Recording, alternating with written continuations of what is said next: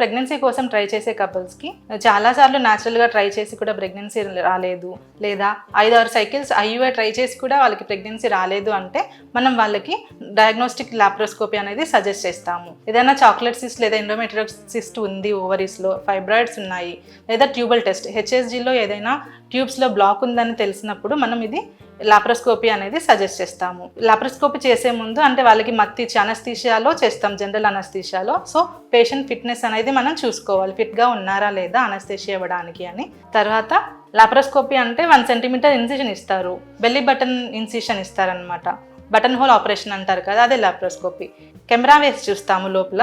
ఇందులో మనం ఏం చూస్తామంటే యూట్రస్ ఎలా ఉంది, సైజ్ ఎలా ఉంది, ఏదైనా స్వెల్లింగ్స్ ఉన్నాయా అని చూస్తాం. అంతేకాకుండా ట్యూబ్స్ చూస్తాము, ట్యూబల్ ఎవాల్యుయేషన్, ట్యూబ్స్ ఓవరీస్ ఎలా ఉన్నాయి. పీసీఓడి పేషెంట్స్కి సిస్ట్ ఉంటాయి కదా, అదే ఒకే సిట్టింగ్లో లాప్రోస్కోపిక్ ఓవరీన్ డ్రిల్లింగ్ కూడా సేమ్ సిట్టింగ్లో చేసుకోవచ్చు. సో పీసీఓడి పేషెంట్స్కి లాప్రోస్కోపిక్ డ్రిల్లింగ్ మనం అడ్వైజ్ చేస్తూ ఉంటాము. అంతేకాకుండా ఏదైనా ఎండోమెట్రియోటిక్ స్పాట్స్ ఉన్నాయా అనే విషయం కూడా మనం దీంట్లో డైరెక్ట్గా అబ్జర్వ్ చేయొచ్చు.